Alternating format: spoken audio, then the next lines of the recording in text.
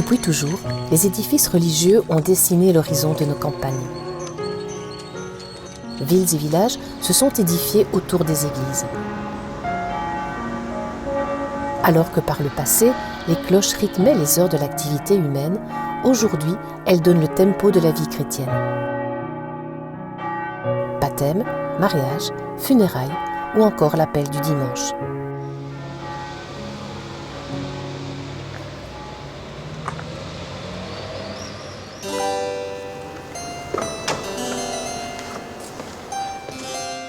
Les églises ont une architecture qui en impose. Un côté monumental et solennel qui confère à l'homme toute son humilité. Ouverte à tous, loin d'être un musée, l'église est toujours prête à accueillir le visiteur qui pousse sa porte. Commence alors un véritable voyage spirituel à travers l'architecture du lieu.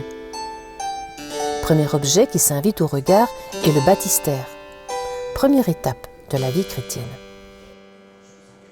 On se trouve en face d'un baptistère qui est un peu particulier, en tout cas pour moi, c'est qu'il est un petit peu à l'écart. Il se trouve un peu à l'écart dans l'église. Est-ce que c'est normal ?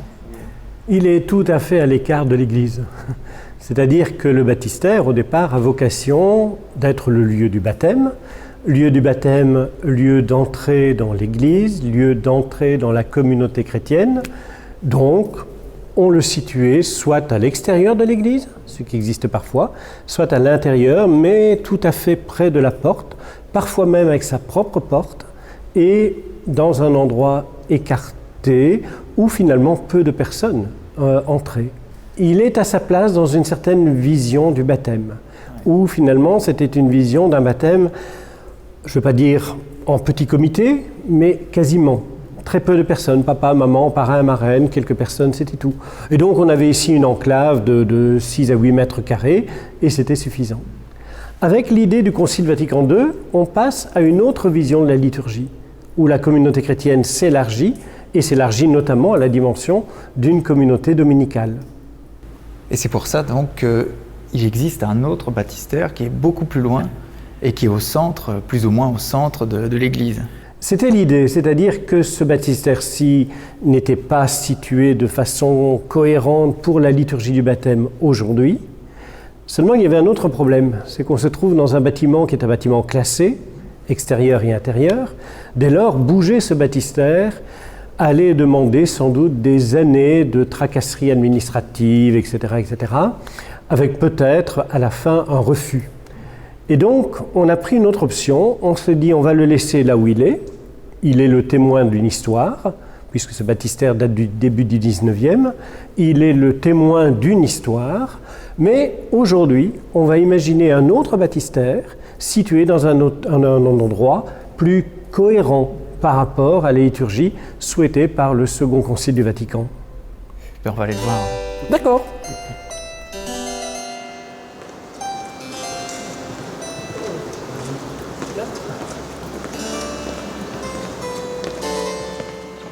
Et bien voilà, nous voici devant le baptistère qui a été placé ici, au centre de l'église, et qui n'est pas par hasard ici.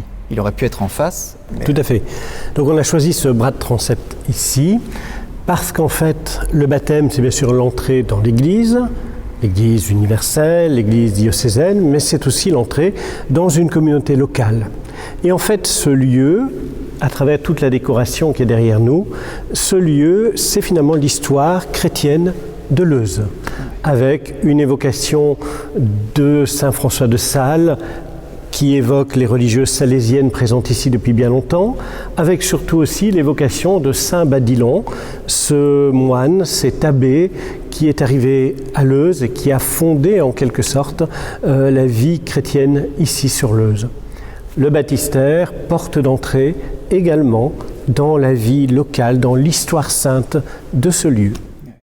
Et c'est important aussi justement de réutiliser des objets qui se trouvent dans d'autres églises qui ont été désacralisées et qui auraient pu se perdre. Donc, tout à fait.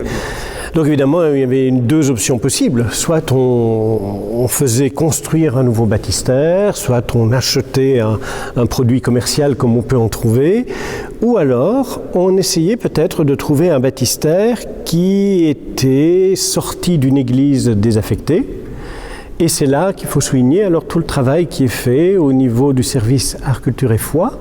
Déborah Lomoro qui inventorie ainsi toute une série d'éléments retirés d'églises désormais fermées pour qu'ils ne soient pas perdus et qui essaie alors de les réaffecter. Et en effet, elle m'a trouvé ce baptistère de l'église de Manuy-Saint-Jean qui désormais trône ici, dans l'église, dans la collégiale de Leuze. Merci beaucoup.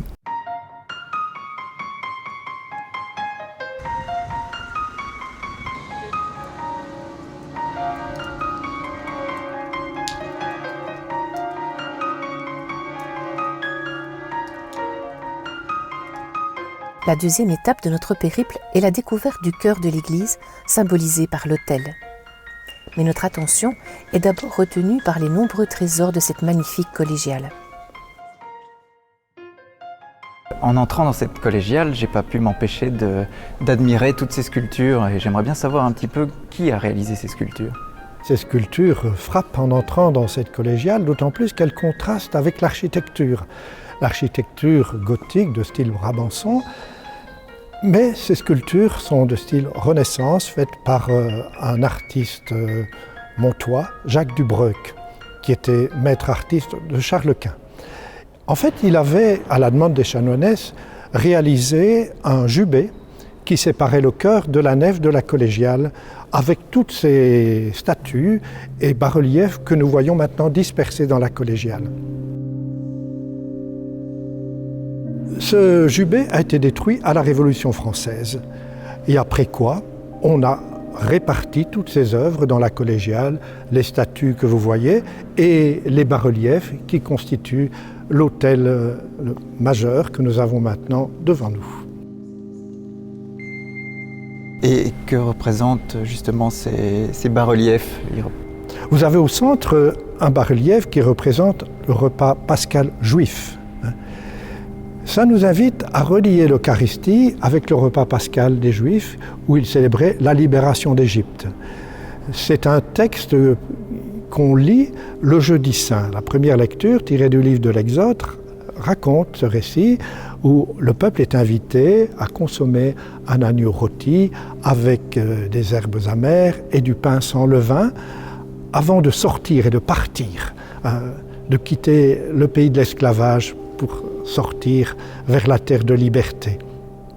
Cela veut dire que donc l'Eucharistie s'enracine dans une tradition juive du repas de la libération. C'est le repas du salut, l'Eucharistie. Il y a donc un beau lien qui peut se faire ainsi, et toute une catéchèse peut être développée. Sur ce panneau central, il y a bien sûr Jésus qui est au centre.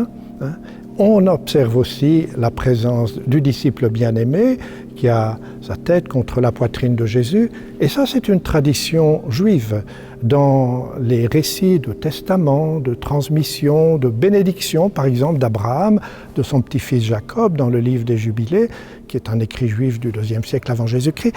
On voit que Jacob a sa tête sur la poitrine d'Abraham. C'est un moment où les confidences se font, où un testament spirituel se transmet. C'est pourquoi on voit le disciple que Jésus aimait dans cette attitude. Intéressant aussi de repérer la position de Judas. On le voit là assis devant Jésus, on distingue bien une bourse qui pend à sa ceinture, et dans sa main, il a un couteau qu'il va, lui, tuer l'agneau de Dieu, le Christ. Bien, nous savons bien, en le livrant. Nous avons du côté gauche la scène de l'Ecce Homo. Les Juifs ne pouvaient pas condamner à mort. Et ils ont recouru à l'autorité du procurateur romain, Pilate, lui demandant de prendre position. Et voilà, il interroge et il ne voit pas grand-chose de motif de condamnation en Jésus. Alors il le présente à la foule. C'était la tradition que pour la fête de la Pâque, on pouvait relâcher quelqu'un. Et il dit « Voici l'homme, ecce homo ». C'est une parole très forte, parce que c'est vrai d'abord, ça veut dire « voici l'homme dont vous voulez vous débarrasser ». Mais c'est aussi « voici l'homme qui va apporter le salut du monde ». C'est une parole en quelque sorte même prophétique. Et de l'autre côté, du côté droit, nous avons une scène où on voit encore Pilate qui se lave les mains.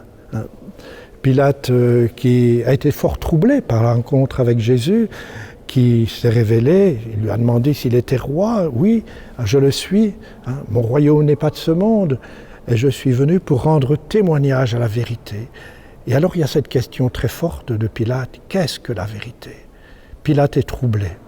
Et lui qui a été poussé à s'engager dans ce procès un peu contre lui, eh bien, il s'en lave les mains. Et c'est finalement parce que la foule a souhaité que ce soit Jésus qu'on condamne et qu'on relâche Barabbas que Jésus sera emmené pour être mené au calvaire, crucifié. Est-ce que l'autel est encore utilisé aujourd'hui? Oui, depuis peu. En fait, il n'était pas utilisable tellement l'autel était large. On ne pouvait pas se tenir derrière. On a fait des travaux en 2014-2015 pour permettre de célébrer derrière l'autel. Et on voit d'ailleurs les traces derrière, sur le carrelage, on a la marque de l'emplacement de l'ancien autel. C'est donc une restauration qui n'est pas uniquement esthétique pour valoriser des œuvres d'art, ça a aussi une finalité liturgique. Et je crois que les Montois sont contents de voir qu'on célèbre sur cet autel, et on le célèbre notamment à la Trinité pour la Ducasse, donc c'est quand même quelque chose de très important. Avant la procession, il y a une célébration de l'Eucharistie ici, et aussi lors de la remontée de la chasse. Il y a différentes occasions durant l'année aussi. Après avoir fait le chemin du baptistère à l'autel, de l'introduction de la vie chrétienne à l'Eucharistie, notre chemin est loin d'être terminé. C'est au fond de la basilique Saint-Christophe à Charleroi, et plus précisément de l'abside, que nous pouvons admirer cette partie appelée l'espace de gloire, et magnifiée ici par une mosaïque impressionnante.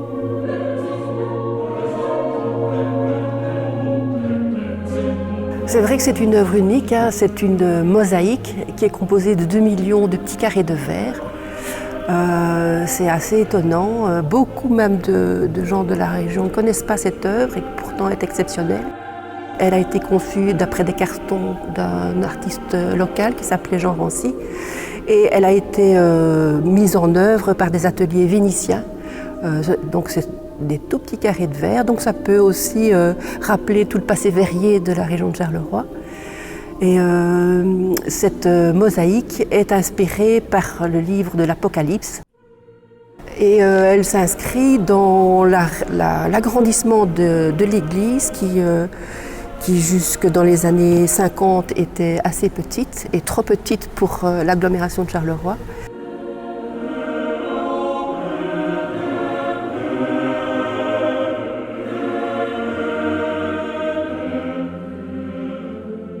C'est l'Apocalypse qui est représenté ici, l'Apocalypse de Saint Jean. Oui, c'est ça. L'Apocalypse, ça veut dire avènement, hein. Ça annonce un monde nouveau où chacun pourra vivre en paix auprès de Dieu.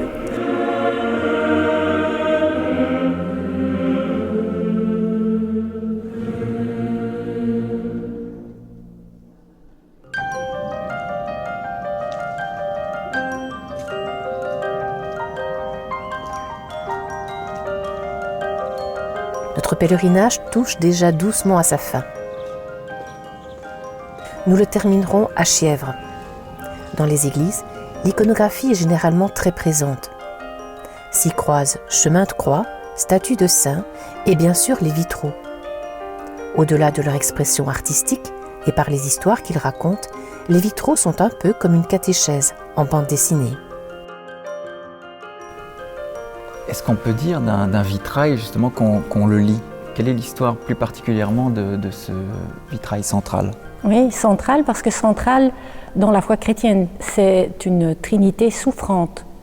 Donc on y voit un Christ étendu sur la croix, ses bras d'ailleurs prolongent le regard vers les autres vitraux, un Père derrière en majesté, imposant. Alors qu'est-ce que ça nous dit aujourd'hui, en fait, ce vitrail? Eh bien, tout homme, et c'est vraiment commun à toute l'humanité, à un moment donné vit une souffrance, que ce soit l'abandon, que ce soit le rejet, la trahison, l'insulte. Eh bien, dans ce vitrail, on peut voir un petit détail qui change tout. On voit cette main qui porte cette croix. Et donc, cette main montre un Dieu qui peut paraître majestueux et puissant, mais en fait il prend part à la souffrance de l'homme. Et c'est ça qui change tout dans ce vitrail. Ce n'est plus un Dieu imposant loin de l'humanité, mais plutôt un Dieu qui se joint à la souffrance humaine. Qu'est-ce que représente un vitrail pour un croyant? Parce que j'imagine que pour quelqu'un qui arrive et qui n'est pas catholique, qui voit ça comme un bel objet, mais pour un croyant, c'est quelque chose qui vit vraiment dans sa chair. Eh bien, ça rappelle sa foi, ça rappelle la foi chrétienne, ça lui rappelle que Dieu est Père, Fils et Esprit. On voit l'Esprit Saint sous forme d'une colombe. C'est traditionnel dans l'iconographie occidentale de représenter l'Esprit Saint sous forme d'une colombe. Les couleurs aussi sont importantes. On voit le rouge, le bleu, les contrastes, le jaune évidemment qui est plutôt du doré, pas vraiment du jaune. Dans le bas du vitrail, on voit trois personnages qui sont plutôt en brun, dans les tons bruns, et qui représentent 3 prophètes en fait. La scène est inscrite dans une mandorle. Donc la mandorle est une figure géométrique qui résulte de l'intersection de 2 cercles, donc de 2 mondes. Et donc la mandorle est une porte d'un monde à l'autre, du monde divin vers le monde humain. Voilà, c'est une porte.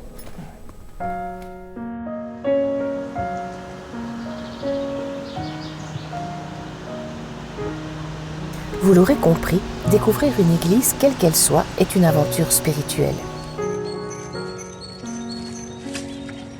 C'est l'occasion de plonger dans notre héritage culturel chrétien. L'occasion de redécouvrir un chemin que des générations de croyants nous ont légué. Un chemin de foi, fait de pierre et de symboles.